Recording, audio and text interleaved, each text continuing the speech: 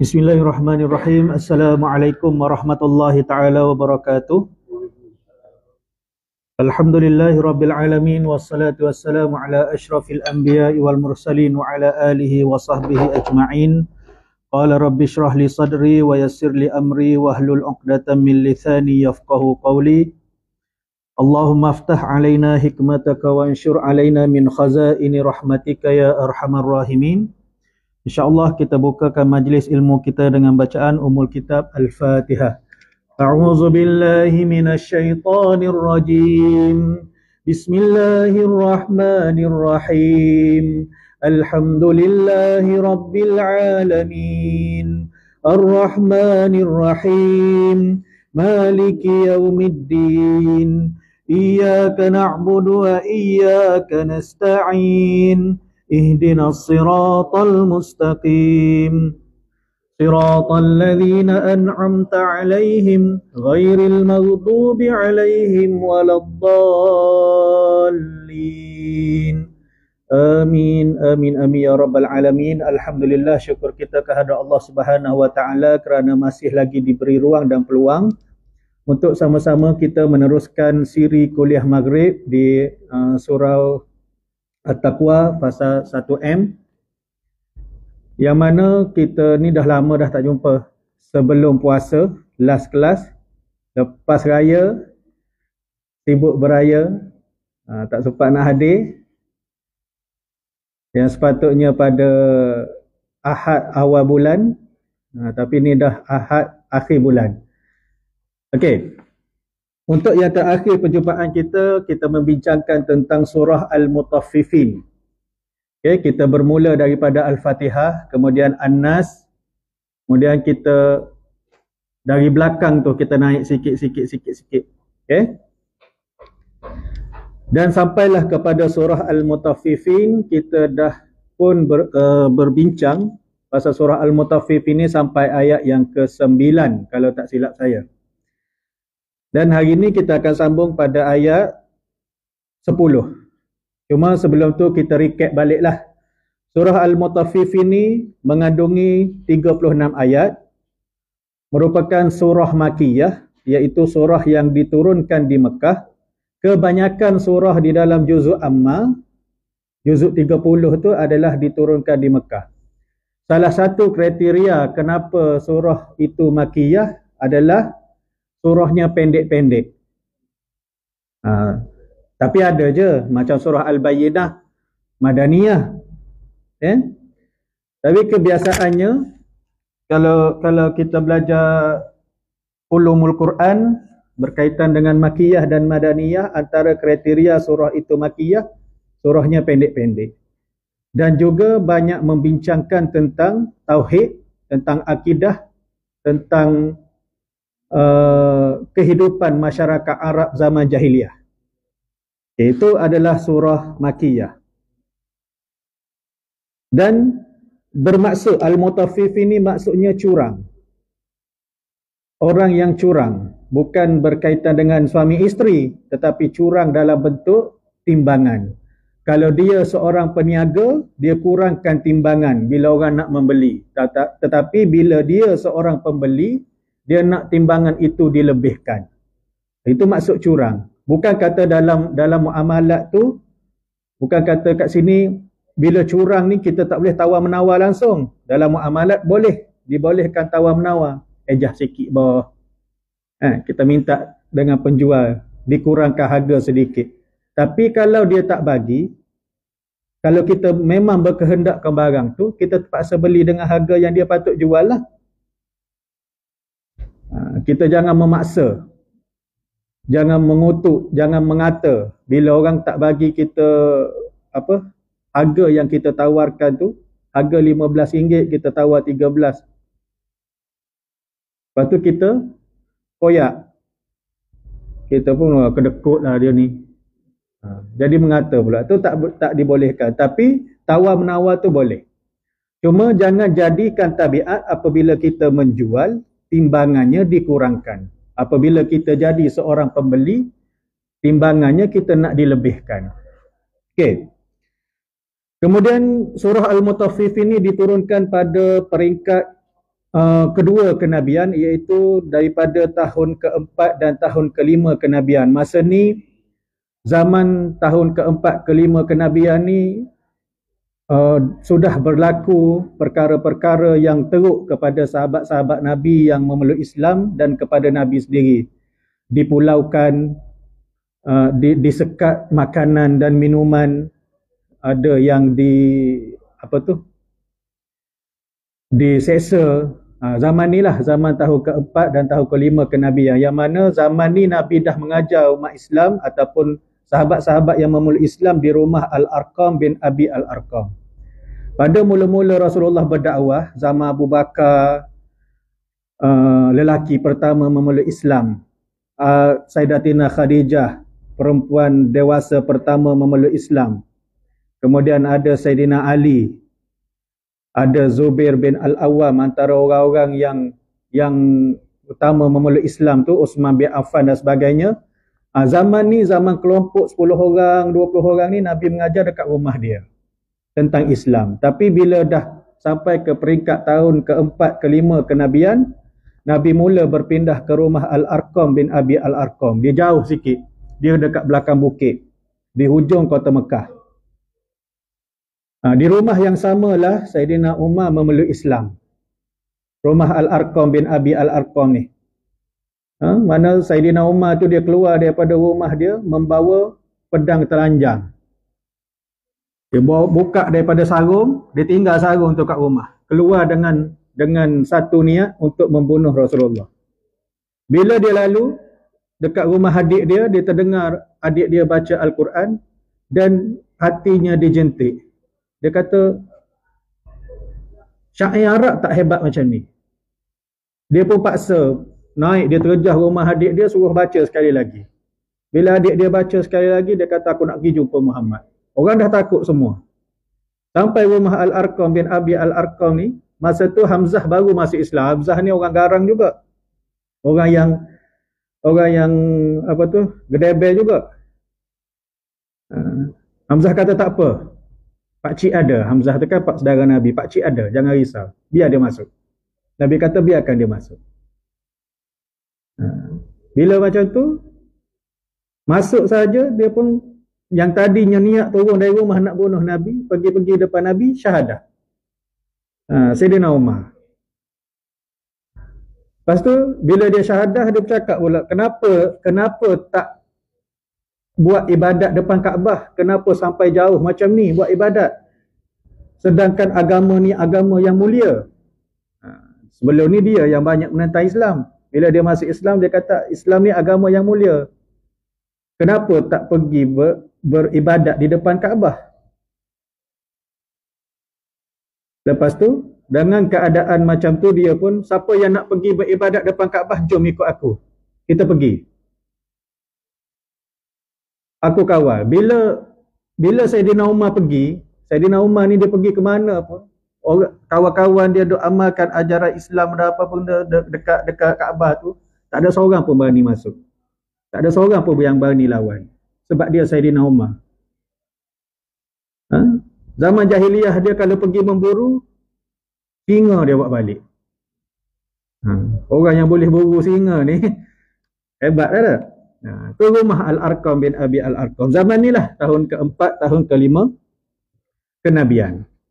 Bermaksud umur Nabi ketika ini, surah Al-Mutaffifin ini anggaran daripada umur Nabi 44 dan 45 tahun. Diturunkan surah Al-Mutaffifin. Okay, kemudian dalam surah ni juga Allah menceritakan tentang balasan kepada orang yang melakukan kecurangan terhadap jual beli tadi. Dan kemudian tentang hari kiamat. Kemudian ada juga tentang buku catatan amalan untuk orang yang berbuat jahat. Pada ayat 8 dan 9. 7 dan 8. Okay, dan kemudian ada juga akan diceritakan nanti tentang buku amalan orang yang berbuat kebaikan. Dan ada juga diceritakan tentang minuman di dalam syurga, arak dalam syurga. Macam mana sifat arak tu di dalam syurga. dan balasan kepada orang-orang yang tidak beriman. Okey, kita sambung pada ayat yang ke-10. Okey, yang mana ayat yang sebelum tu kita berbincang tentang Sijjin. Sijjin tu adalah buku catatan amalan bagi mereka yang berbuat jahat. Okey, kita sambung ayat yang ke-10. A'udzubillahi minasyaitonirrajim. Wailun yawma idzil lil mukazzibin.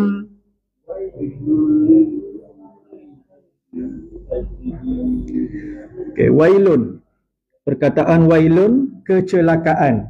Wailun tu maksudnya celaka. Yauma izin, celaka yang besarlah yauma izin bagi orang-orang yang lil mukazzibin. Orang-orang yang mendustakan. Mukazzibin. Al-kazib berasal daripada perkataan kazaba.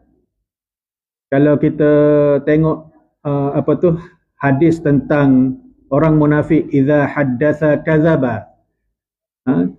Kalau bercakap dia berdusta. Ataupun kalau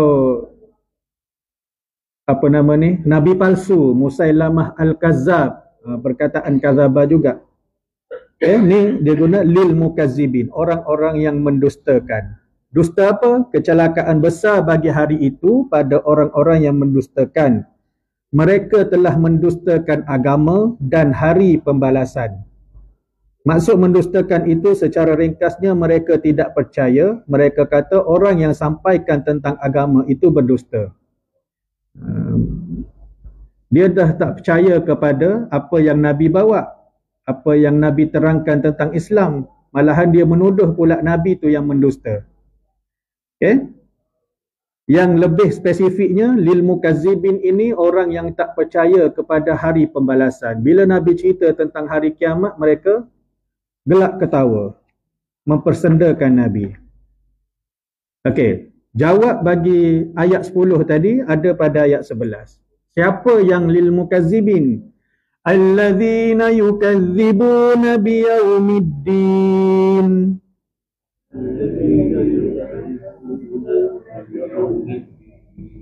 Iaitu orang-orang yang mendustakan, yukazzibun biyaumiddin, dengan hari pembalasan.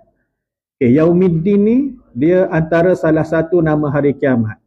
Ada hari kiamat, yaumul qiyamah, yaumul akhirah, yaumuddin, hari pembalasan.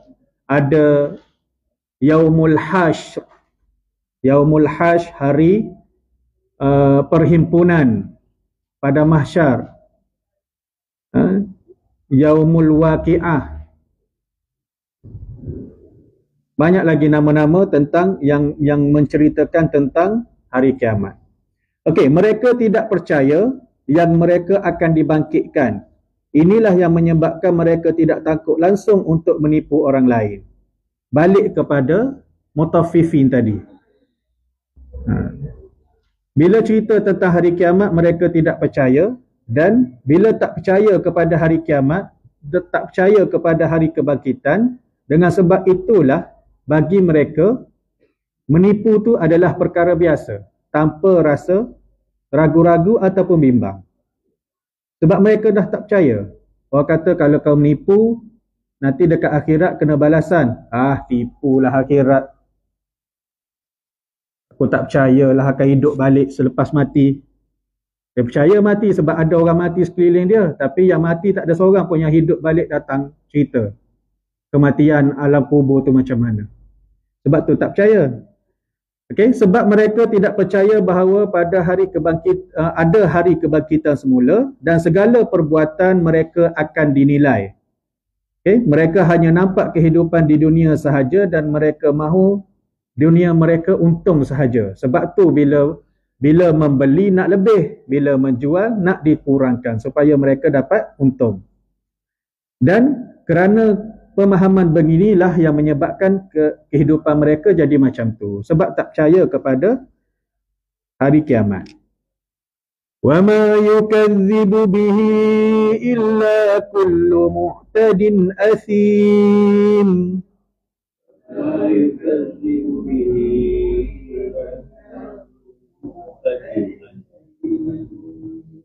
Dan tidak ada yang mendustakan hari pembalasan itu melainkan setiap orang yang melampaui batas lagi berdosa. Dalam ayat ni Allah terangkan tentang dua keadaan, muqtadin dan asim. Okey.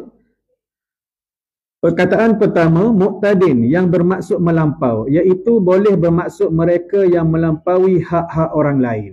Mereka pada pertama kali mereka buat, mereka rasa bersalah kerana berlawanan dengan fitrah manusia. Tetapi kalau sudah lama dan buat perkara yang tak baik itu berkali-kali, maka sudah tidak rasa apa-apa lagi, sudah lali. Alah bisa tegal biasa. Okay? Ni muqtadin. Perkataan muqtadin tu maksudnya bila dia buat sekali, datang surau, selipar, jepun, balik ambil sandal orang yang baru-baru. Pertama kali buat rasa nak pulangkan balik sebab rasa bersalah, berlawanan dengan fitrah manusia. Dia pun rasa kalau orang buat kat aku pun mesti marah. Dan bila aku buat kat orang, orang tu mesti marah, selipar dia hilang. Berapa kali tawah surau tu nak cari selipar tu, baru beli. Okay. Tapi bila dah berkali-kali buat, rasa biasa je. Sengaja pula bawa selipar buruk, balik selipar baru. Bawa selipar murah, balik selipar mahal. Okay? Dia akan rasa tak rasa apa-apa. Dia rasa biasa je. Buat jahat. Itu muqtadin. Kemudian asim. Kalimah asim selalunya diterjemahkan sebagai orang yang buat dosa. Tetapi maksud yang lebih tepat ialah mereka yang tidak boleh hendak buat benda baik. Asim ni sampai tahap terlalu kroniknya dia ni buat dosa, sampaikan buat baik itu bagi dia, buat baik tu pula yang haram. Dalam hidup aku ni tak ada perkara baik yang aku buat. Tu asim. Sebab dia rasa dia tak boleh buat perkara yang baik. Sebab kita kata ada satu kisah lah di mana seseorang tu dia orang yang alim, tetapi oleh kerana sebab arak, mula-mula tak nak. Lepas tu minum arak. Bila minum arak menyebabkan mabuk. Tengok orang perempuan rogol. Bila dah rogol, ada saksi yang nampak. Kalau aku biarkan perempuan ni hidup, dia akan report. Kemudian adik dia pula nampak, adik yang perempuan tu pun nampak, dua-dua dibunuh. So tak ada satu pun benda baik yang bermula daripada satu perkara yang buruk. Idza tutla alaihi ayatuna qala asatirul awwalin.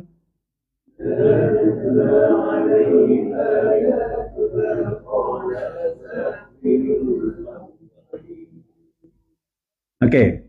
Ni kita masih bincangkan tentang mukazzibin, orang yang mendusta tadi. Satu, dia tak percaya kepada hari pembalasan. Dua, muqtadin dan asim.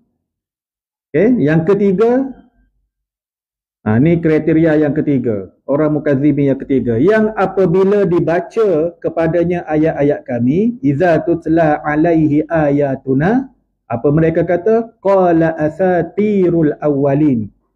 Dan mereka berkata itu adalah dongengan orang-orang yang terdahulu sahaja. Yang Muhammad cerita ni mungkin syair Arab yang kita tak pernah dengar. Tapi dia reka mengikut dongengan dia sahaja, yang tak perlu kita percaya pun bila Nabi bacakan ayat-ayat kepada mereka. Okay? Dan apabila dibaca kepadanya ayat-ayat Allah dari wahyu kitab, daripada Al-Quran, mereka akan berkata ini adalah dongengan orang-orang dahulu kala sahaja. Mereka kata ayat-ayat ini adalah cerita-cerita dongeng sahaja, dan orang tidak percaya cerita dongeng. Dia kata orang tak percaya cerita dongeng. Cerita ni boleh dicerita sahaja. Cerita boleh, dengar boleh, percaya jangan, dia kata. Okay? Kemudian kalimah tutla, iza tutla, kalimah tutla tu maksudnya ya apabila dibacakan, bukan sekali dua tapi berkali-kali Nabi baca. Dan ada orang yang dengar berkali-kali tapi masih tidak menerima apa yang Nabi cakap. Sebab ni peringkat tahun ke-4 dan tahun ke-5 kenabian, masih awal. Nabi terima wahyu umur 40, Nabi umur 44 ataupun 45 tahun surah ni turun. Maka masa ni Nabi tengah giat mencari siapa yang nak jadi pengikut dia, siapa yang nak memeluk agama Islam, tapi masih lagi tidak berjaya. Bila mereka dengar sahaja ayat Allah yang Nabi bacakan, mereka kata ini adalah cerita dongeng. Seolah-olah sang kancil dengan buaya. Kalau kita dongeng dengan Melayu. Okey, kalimah dongeng. Asatir daripada kata dasar satara yang bermaksud mitos ataupun legenda, perkara yang tidak boleh dipercayai. Okey. Orang barat mengambil kalimah ini dan dijadikan story. Berasal daripada satara. Orang putih ambil jadi story. Ni dengar banyak jugalah perkataan-perkataan Arab yang perkataan Arab yang dibaratkan. Kalau Ibn Sina tu pakar perubatan, mereka tukar jadi Avicenna. Dan cerita orang tua-tua ni saya tak tahulah, ni mungkin cerita dongeng. Daripada bahasa Melayu pun ada juga yang dibaratkan. Perkataan apa? Layang-layang. Orang dulu main layang-layang, main sangkut atas pokok. Orang tua pergi, anak ni menangis, layang-layang dia tersangkut atas pokok. Datang seorang tua, dia kata kait lah. Orang putih pun dengar masa tu, dia kata kait, layang-layang. Satara dijadikan story dan disampaikan, apa yang disampaikan oleh Al-Quran tu mereka kata menipu sahaja. Dan mereka pula bukan setakat macam tu, tapi mengejek-ngejek ayat Al-Quran yang dibacakan oleh Rasulullah sallallahu alaihi wasallam. Okey. Ayat seterusnya, kalla bal rana ala qulubihim ma kanu yaksibun. Kalla bal rana ala qulubihim ma kanu yaksibun. Okey. Dalam ayat ni ada satu tempat yang ada sin dekat atas dia, huruf lam yang mati, bal izhar mutlak, kena bunyikan bal, tetapi ada pula atas tu ada huruf sin kecil yang bermaksud situ adalah saktah. Saktah ni memberhentikan bacaan tanpa memutuskan nafas, sekadar tidak lebih daripada 2 harakat, kemudian meneruskan bacaan tersebut dengan nafas yang sama. Kalla bal ra. Tak sampai 2 harakat kita berhenti. Tapi jangan kalla bal, tarik nafas, ra na'ala, tak boleh. Saktah ni kita berhenti seketika dan menyambung bacaan dengan nafas yang sama. Okey, kalla, sekali-kali tidak demikian. Bal rana ala qulubihim ma kanu yaksibun. Sebenarnya apa yang selalu mereka usahakan itu menutupi hati mereka. Okey, kalimah kalla dalam ayat ni Allah menidakkan perbuatan mereka itu, perbuatan tu salah, yang 4 perbuatan tadi. Apa yang mereka lakukan itu bukanlah kebaikan, maka berhentilah daripada melakukannya lagi. Dalam pada cerita tentang orang terdahulu, untuk mereka untuk mereka yang masih tidak menerima Islam, diceritakan tentang apa yang mereka buat. Kepada orang-orang yang dah terima Islam, pada kan ayat Al-Quran ni dia turun satunya untuk bagi bukti kepada orang yang tak terima Islam, dan kemudian untuk menjelaskan kepada orang yang dah Islam pada ketika itu, jangan lakukan perkara-perkara yang dibuat oleh mereka-mereka yang tidak menerima Islam. Dia ada pedoman dan ada apa tu satu lagi? Ada pedoman dan ada Allahumma salli ala sayyidina Muhammad. Ada, kalau tak ingat dah, tak keluar ayat tu. Ada pedoman untuk orang Islam dan ada hukuman untuk orang kafir. Okey. Kerana perbuatan buruk mereka itu akan tetap rona, berkarat dalam hati mereka. Perkataan rona, bal rona, menjadi karat. Satu keburukan yang kita buat akan ada satu titik kejahatan dalam hati. Bila banyak-banyak kejahatan dibuat, maka hati itu akan menjadi hitam, berkarat. Okay. Kalla innahum ar-rabbihim yawma idzil lamahjubun. Kalla innahum ar-rabbihim yawma idzil lamahjubun. Okey, dan sekali-kali tidak, sesungguhnya mereka pada hari itu benar-benar tertutup dari Tuhan mereka. Hati mereka ni tertutup sehingga Tuhan tidak lagi menerima mereka. Ya? Maksud kala dalam ayat ini, jangan lagi mereka berbuat demikian, jangan kamu sampai jadi begitu, ubahlah sikap kamu. Ini peringatan untuk orang yang beriman. Jangan jadi macam orang ni tadi. Okey? Kemudian mereka pada hari itu ditutup dari melihat Tuhan mereka. Kalimah la mahjubun berasal daripada kata dasar hajaba yang bermaksud sesuatu yang menghalang, menahan, menutup, melindungi, menyorok dan menjadi dinding. Okay? Dan kita juga dalam bahasa Melayu kita guna perkataan hijab. La mahjubun, hajaba, hijabun. Itu adalah perkataan dasar dia hajaba. Kita guna hijab, menutup. Okay? Maknanya ada hijab di antara mereka dan Allah Subhanahu Wa Taala. Mereka nanti tidak, Allah takkan lihat dan mereka pun takkan melihat Allah Subhanahu Wa Taala, tak dapat tengok. Dan kalau kita pun kita biasa dengar pada hari akhirat nanti kita akan bertemu dan berjumpa dengan Allah Subhanahu Wa Taala sekiranya kita mendapat balasan kebaikan. Kemudian bila dah ditutup, dah ada penghalang mereka dengan Allah Subhanahu Wa Taala, apa akan jadi? Summa innahum lasalul jahim.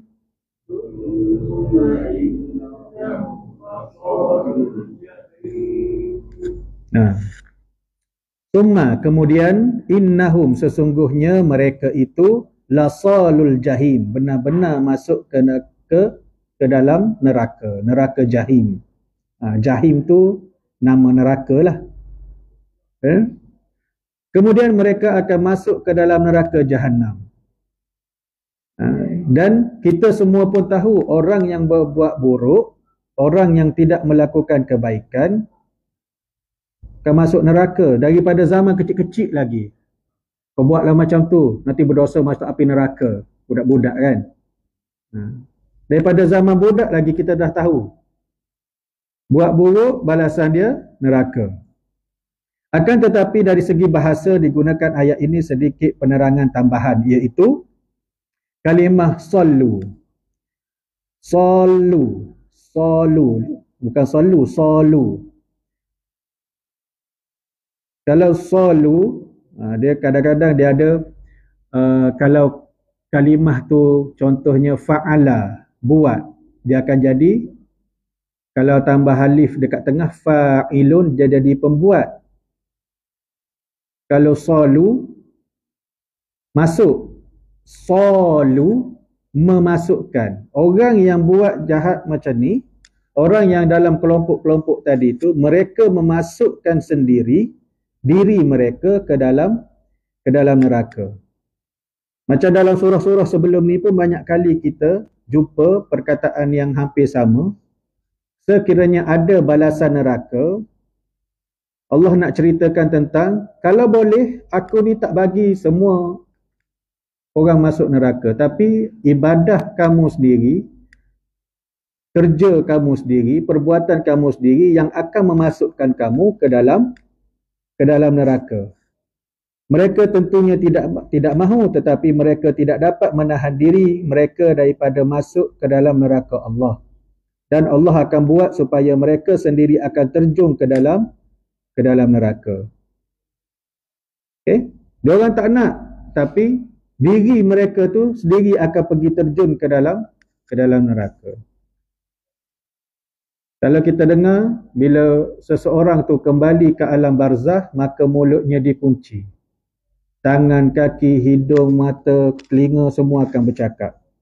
Cerita tentang apa yang dibuat oleh tuan dia dekat atas dunia. Masa ni pun tuan dia tu tak nak terjun, tak nak pergi ke neraka. Kalau boleh tak nak masuk neraka, tapi anggota-anggota lain terus nak terjun. Buat jahat sangat dulu. Tak dengar sangat apa Nabi kata. Orang baca Quran kau kata dia cerita dongeng. Ya? Thumma yuqalu hadzal ladzi kuntum bihi tukazzibun.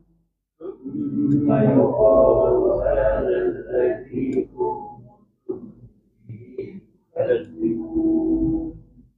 Okay. Bila mereka masuk ke dalam neraka, summa yuqalu hadzal ladzi kuntum bihi tukazzibun. Dan akan dikatakan kepada mereka, malaikat-malaikat akan cakap, orang-orang yang beriman akan cakap, inilah azab yang dahulu selalu kamu dustakan. Dulu orang kata buat jahat masuk neraka tak percaya, inilah azab dia. Kemudian dikatakan kepada mereka, inilah dia azab yang kamu dustakan dahulu semasa kamu di dunia. Dikatakan hal tersebut kepada mereka dengan nada mengecam, mencemuh, menghina, merendahkan mereka. Okay? Lebih kurang, kamu dulu di dunia tidak percaya, sekarang sudah masuk ke dalam. Tak percaya lagi ke? Suara-suara mengejek itu akan ada dekat hari akhirat. Okay. Kemudian ayat yang seterusnya akan diceritakan pula perihal orang-orang yang baik. Kalla inna kitabal abrari lafi illiyin. Kalla kitabal abrari lafi illiyin. Okay, sekali-kali tidak. Kalla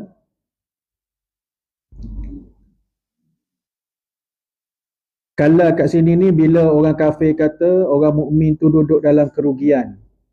Nak buat tu tak boleh, nak buat ni tak boleh, rugilah kamu duduk atas dunia, hilanglah nikmat dunia. Minum arak tak boleh. Okay? Orang mukmin tu hidup dia dipenjarakan. Kita orang Islam ni hidup kita ni seolah-olah dipenjarakan. Sebab kalau kira dalam penjara, apa saja yang kita boleh buat? Makan ikut waktu. Nak bebas macam orang lain tak boleh. Handphone tak ada, apa tak ada. So, kehidupan orang mukmin ni seolah-olah di dalam penjara. Dan itu yang selalu dikatakan oleh orang yang tidak beriman. Tapi Allah kata, kalla. Tidak sekali-kali. Inna kitabal abrari lafi illiyin. Sesungguhnya, kitab orang-orang yang berbakti, orang-orang yang baik itu akan tersimpan di dalam illiyin. Illiyin ni satu tempat di mana tempat yang mulia. Illiyin pada kata dasarnya adalah alawa yang bermaksud tinggi. Jadi ia memberi isyarat yang kitab itu di tempat yang tinggi dan mulia. Semakin tinggi, semakin baik. Dan kitab amalan orang yang baik itu akan dijaga oleh malaikat yang tinggi. Dan roh orang yang baik, yang berbakti, berada di tempat yang tinggi. Roh mereka akan dinaikkan kedudukan yang paling tinggi. Okay? Itu maksud illiyin. Kalau orang yang buat jahat, nama kitab dia sijin. Kalau orang yang buat baik, nama kitab amalan dia adalah Illiyin. Okey. Wa ma adraka ma illiyun.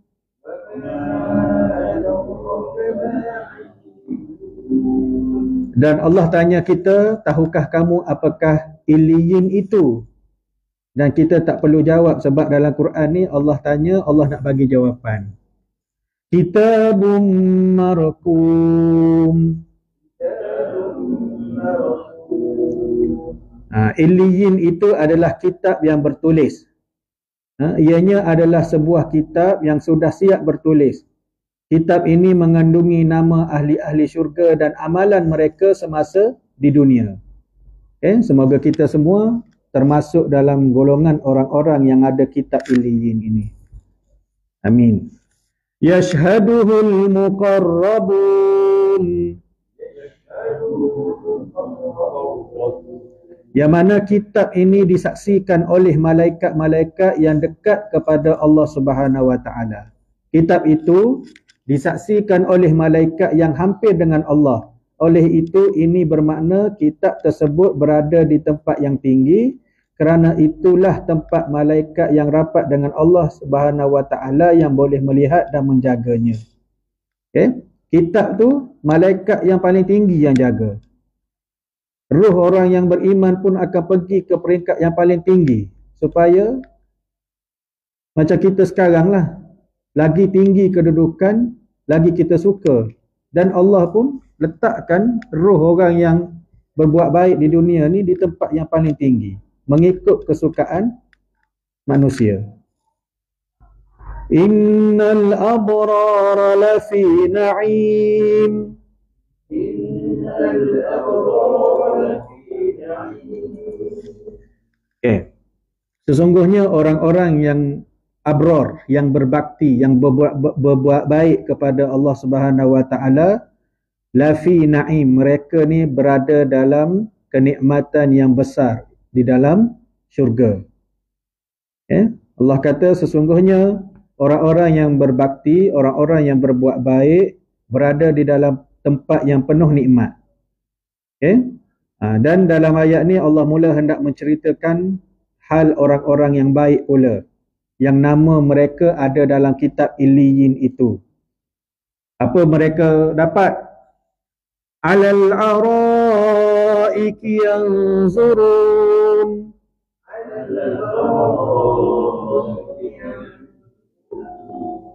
Dan mereka duduk di atas pelamin sambil memandang. Ini nikmat syurga yang pertama yang Allah cerita dalam surah ni. Mereka duduk di atas pelamin sambil memandang. Berehat di atas pelaminan. Pelamin ni biasa diletakkan di satu tempat yang lebih tinggi.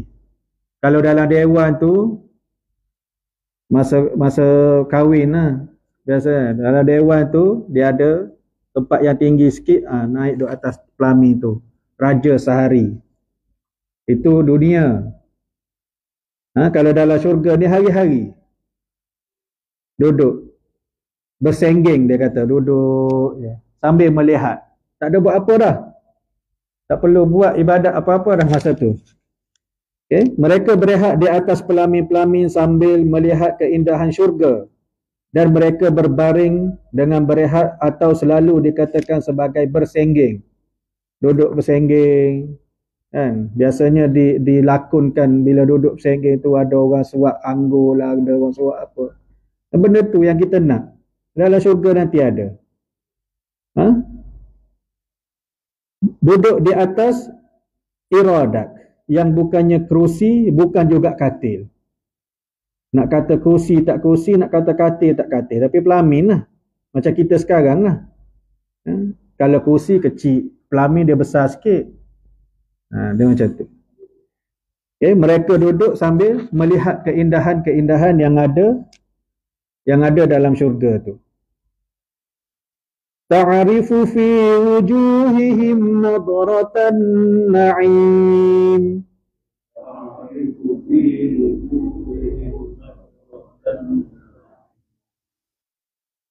Dan Bila duduk di bersengging tadi tu, bila duduk di atas pelami tu, dan kamu dapat mengetahui dari wajah mereka, wajah yang penuh kesenangan dan penuh kenikmatan.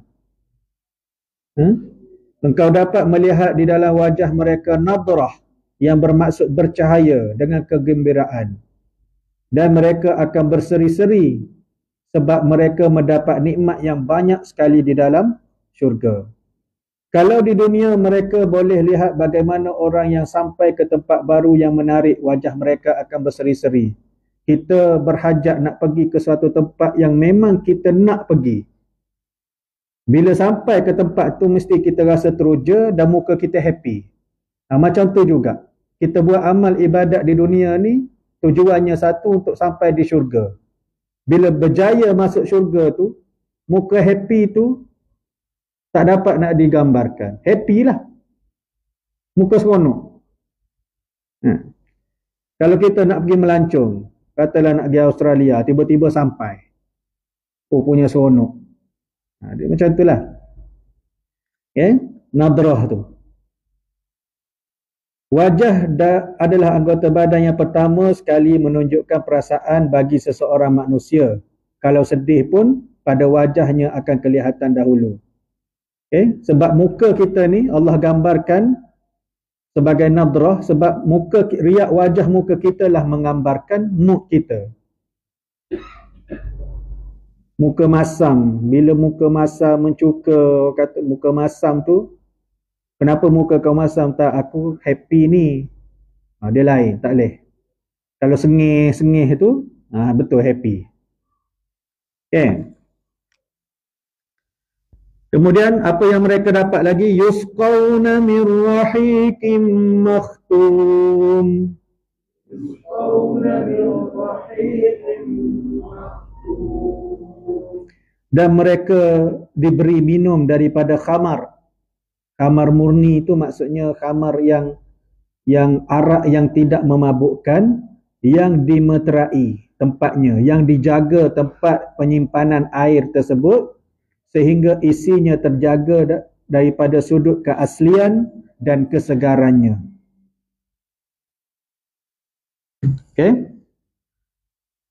Itu maksud rahiqim makhtum. Bila duduk bersengging tadi, makan buah ke makan apa ke, minuman dia adalah daripada arak, yang mana kita tak boleh nak rasa dekat dunia. Tapi di dalam syurga akan dihidangkan dengan arak. Macam mana kriteria arak tu pula? Khitamuhu misk wa fi dhalika falyatanafasil mutanafisun.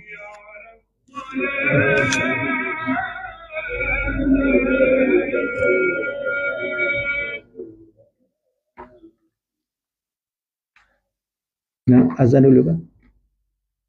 Azan dulu.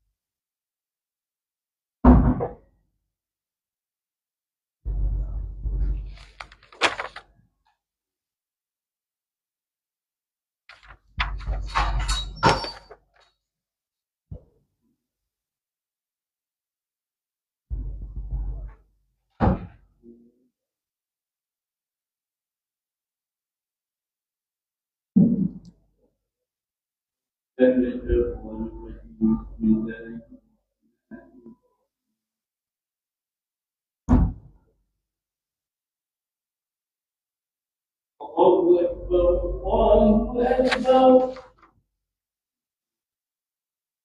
Allahu Akbar. Allahu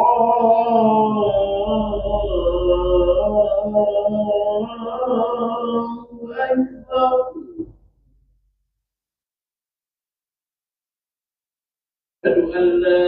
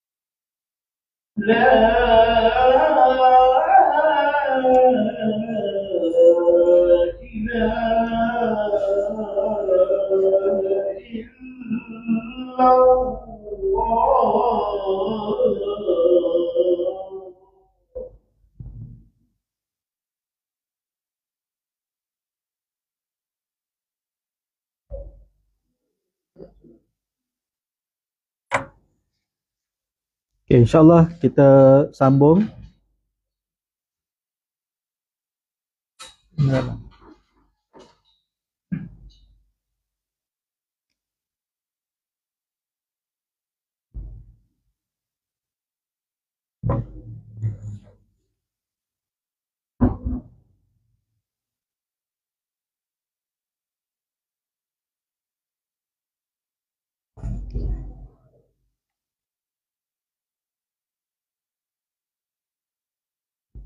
Okay.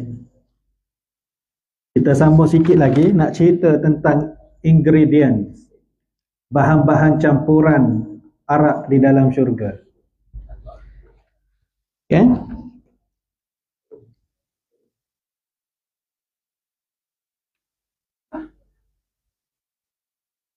Okay. Dia kata Allah kata macam mana kita nak tengok arak ataupun wing di dalam syurga ni. Khitamuhu misk. Penutup botol dia tu daripada kasturi.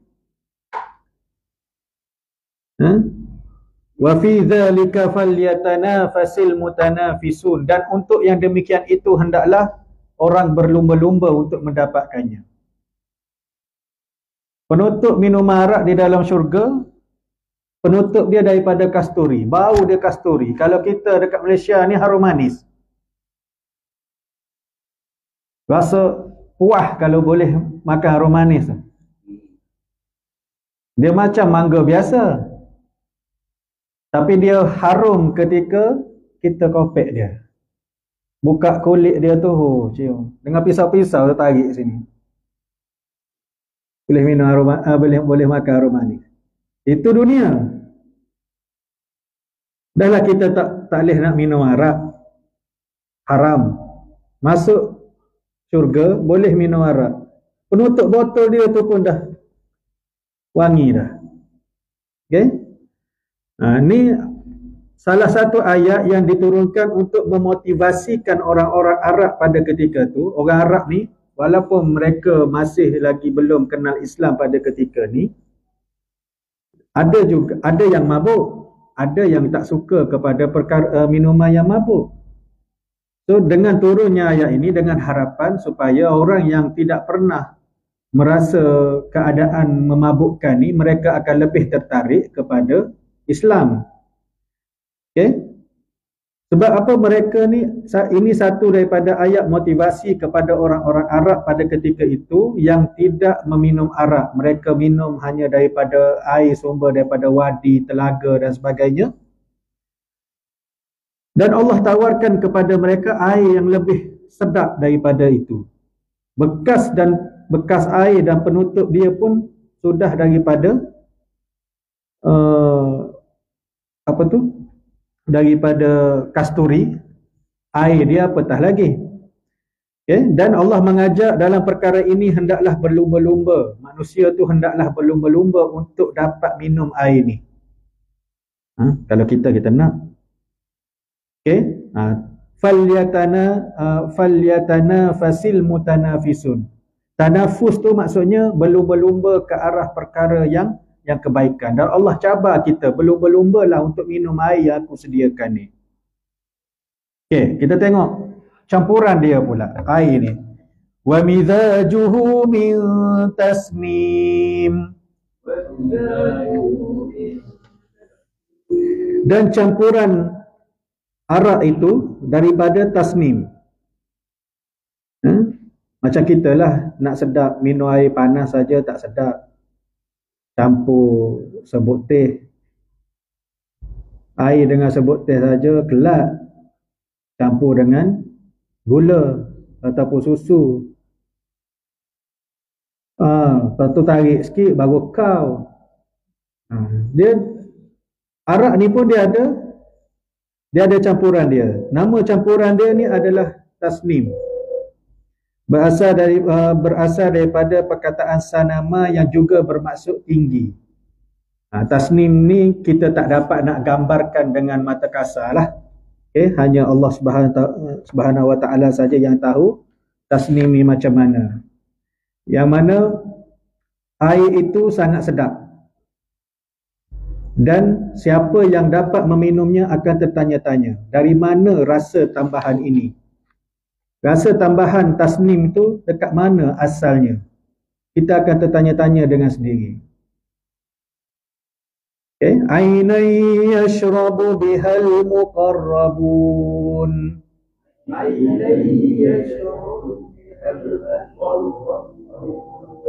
Okey, mata air yang minum daripadanya orang-orang yang didekatkan kepada Allah Subhanahu Wa Taala.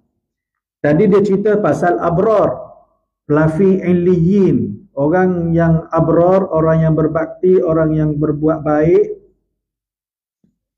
buku suratan amalan dia akan ditulis di dalam illiyin dan kemudian dapat minum air arak, air khamar yang dicampur dengan tasnim.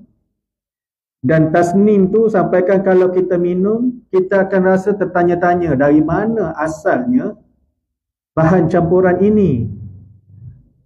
Itu orang yang abrar. Tapi ayat ni dia kata ainai yashrabu bihal muqarrabun. Orang yang muqarrabun tu dia tak minum air tadi, khamar tadi, tapi dia minum tasnim tu sendiri. Maksudnya Orang yang didekatkan diri dia kepada Allah Subhanahu Wa Taala, dia lagi sedap daripada air arak tadi. Dia akan minum tasnim tu terus. InsyaAllah dua-dua air ni kita boleh rasa nanti sama-sama. InsyaAllah. Okey, habis pasal air. Saya rasa sekadar itu saja untuk kali ini. Kita sambung lagi ayat yang ke-29 pada pertemuan akan datang. Kalau cepat habis, kita masuk surah lain terus. Ya, ada ayat 29 sampai 36 lagi berbaki untuk perjumpaan akan datang. Jadi saya rasa itu saja. Apa yang baik itu datangnya daripada Allah Subhanahu Wa Taala, dan apa yang terkurang itu adalah kelemahan diri saya sendiri.